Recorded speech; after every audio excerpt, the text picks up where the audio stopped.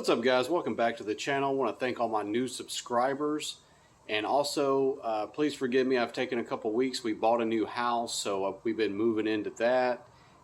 In this video, what I want to do is go over the new 2023 John Deere Z300 series mowers, and I want to kind of continue on with the videos that I've made where I'm comparing all the residential zero-turn mowers with the different brands. We've already looked at Scag, Bad Boy, Cadet, and some other brands, so check those videos out. But today this video is just about the John Deere, the 2023. Now, about 8 or 9 months ago, I had made a video called Lawnmowers to Avoid, and I had the previous year models. I want to say it was from 2018 to about 2022. I had the John Deere 300 series zero-turn mower in that, and there were several things I didn't like about that mower, and it looks like John Deere fixed most of them, not all of them. And so we're going to compare this mower. I'm going to show you all the different models, the prices, and then I'm going to compare it to the top contender mower at the end of this video of the other ones I've already looked at, and I still need to look at some other brands. But hit that like button and subscribe, and let's get started. So real quick, I'll recap what I complained about in that other video. One was the tires never seemed to hold air no matter what you did. Plus they use these plastic bushings for the caster forks without any grease. Those always caused problems. Also, the frame was very weak. This deck lift height adjustment thing was not friendly to use. I find it to be an annoyance. Then also this plastic cover underneath the seat, this composite, always attracted mice and rats. Mice and rats would make their home under here, chew up the wires, and these were also difficult to remove. So this was actually my first time to see the new 2023 zero turns from John Deere. I'm at a Lowe's and I see this one, and I immediately noticed several things that they improved on. You know, the frame, it's just redesigned. So we're going to go over the models and options here in a moment, but let me point out the things that I noticed right away. They still use that same 42-inch deck, but the improvements, like on this one, the tires are much heavier duty. The frame, they got bearings in those for those caster forks now. The frame's much thicker.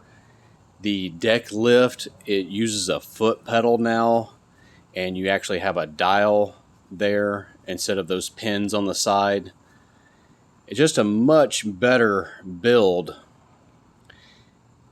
And then as I lift up the seat to check for that, what it looks like underneath the seat, much more improvements to be seen. Everything's nice and open. It's not going to attract mice and rats and collect grass and debris. And again, I looked at the date of this one. This was built in February of 2023. And this particular model is a Z320R at a dealership. And the M and the R models come with this really nice seat here. But this is back at the Lowe's. Again, noticing those tires. They actually put grease. I said again, bearings in here for the caster forks. Much needed improvement. Just a overall much better foot plate. A lot of other things that I liked about this one. In comparison to the previous year models, this is a much better mower. And just real quick, I'm going to show you a couple things that were on this Z320R. The R models have these lights. You can get LED lights built on the front here. They look really nice. And this model is, like I said, a Z320R, and it had the 42-inch deck, but it did have this nice seat. Alright guys, so just real quick, like I've mentioned in other videos, when you're comparing these zero-turn mowers or any mower, the deck quality is very important. And in my opinion, the difference between the 42-inch John Deere deck and the 48-inch and the 54-inch deck are drastic. And I want to point out a few of those things now. So this is a stamped 42-inch 2-spindle deck.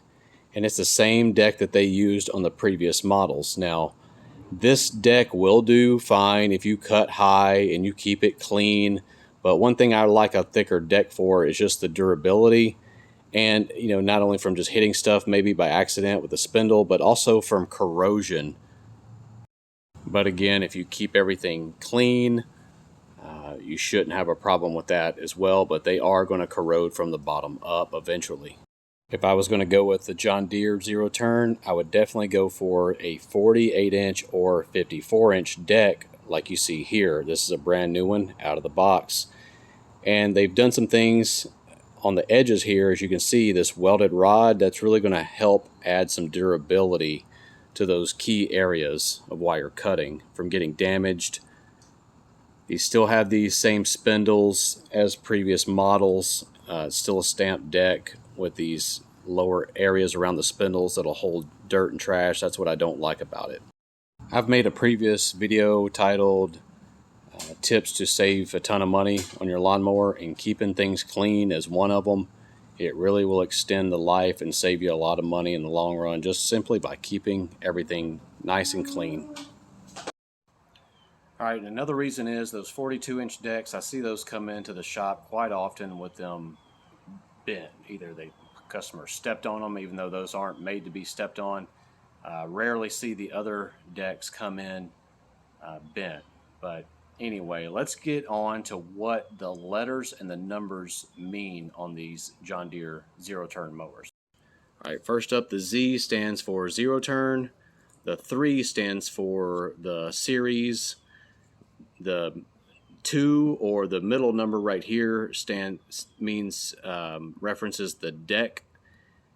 But that also, we'll get to this in a moment. You have to also consider this is like the trim level or the options, and then this number here is the engine option. So let's move on down. So if you're looking at what size deck, if it's a 1 right there, it means it has it only on trim level E. It's a 42-inch deck. If it's a trim level E and that's a 1, it's a 42-inch deck. If that's a 2 on an M or an R trim level, it's a 42-inch deck. If it's a 2 on the E trim level, it's a 48 or 54-inch deck. And a 3 on the M and R trim levels, it's a 48 or 54-inch deck. So in other words, you really need to consider the trim level first. So as far as the engine, like the 0 right here on an E trim level does not exist. Okay, so but the 5 on the E trim level with the 42-inch deck, you're getting a 20 horsepower Briggs & Stratton. A 5 on the E trim with the, if you've chosen the 48 or 54-inch deck, you're going to have a 24 horsepower Briggs & Stratton. The 0 for the engine on an M with a 42-inch deck, you're going to get a 21.5 horsepower Kawasaki. The O on an M model trim level, you're going to get with a, if you have a 48 or 54-inch deck, you're going to get a 23 horsepower Kawasaki. So as far as your engine options, your deck really makes the difference as far also the trim level. So an O on the R models, or 0 I should say, on the R models with a 42-inch deck, you're going to get a 21.5 horsepower Kawasaki. And a 0 on the R trim level with a 48 or 54-inch deck, you're going to get the 23 horsepower Kawasaki. And again, like I mentioned, I would stay away from the 42-inch decks. I would go with the 48 or 54 if I know in some cases you really need that 42-inch to fit in certain areas. But if you don't, I would recommend getting the 48 or the 54-inch deck. So now let's look at the prices before I compare my pick of this mower, of the John Deere, and compare it to the top contender of the mowers that I've reviewed so far. First off, I went in trim level, so I'll start with the E, the M's, and then the R's. And the prices almost correspond, as you'll see. So first we're starting off with the Z315E, coming at $31.99.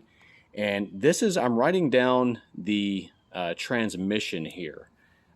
They all, as far as I can tell, This is similar to the other mowers, the EZT 2200. Now on the John Deere website, I was wanting to confirm, I was comparing it to the other models, if they had the 2200 or the lighter duty ones.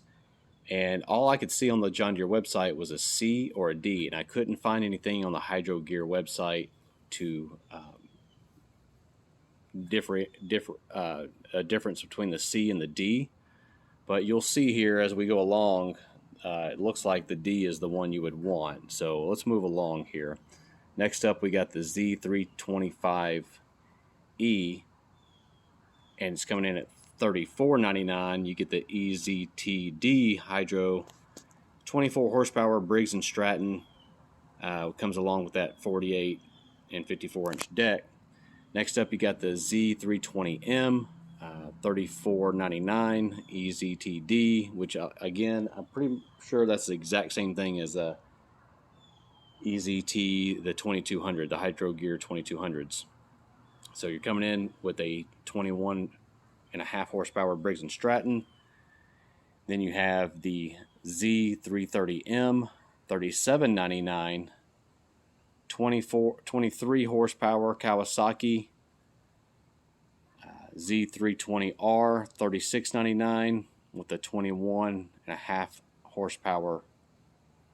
That's actually should be, nope, actually that's right, that's the Briggs & Stratton. Then finally we got the top of the line one coming in, the highest price point, the Z330R, $39.99, 23 horsepower Kawasaki if you get that 48 or 54 inch deck. You know, which one would I buy? Well, I mean, that's all depends on your budget. If you really need to stay around $3,200, your best option here, which is coming out lower than the other ones I've compared. You got an option here, but like I said, I would stay away from that 42 inch deck. I would go with what I would want is, a 48 inch or 54 inch deck, and I want the Kawasaki engine. And so I would probably go with the 330M, and I'll tell you why. One, I'm avoiding the 42 inch deck, and I'm also getting a Kawasaki over the Briggs & Stratton. I think the Briggs & Strattons are fine. I wouldn't lose any sleep if I had a Briggs & Stratton. I just like the Kawasaki's a little bit better. Now, one other improvement they made for 2023 for the John Deere is that they improved the warranty. It used to have a 2-year, 120-hour warranty. Now it has a 3-year, 200-hour warranty.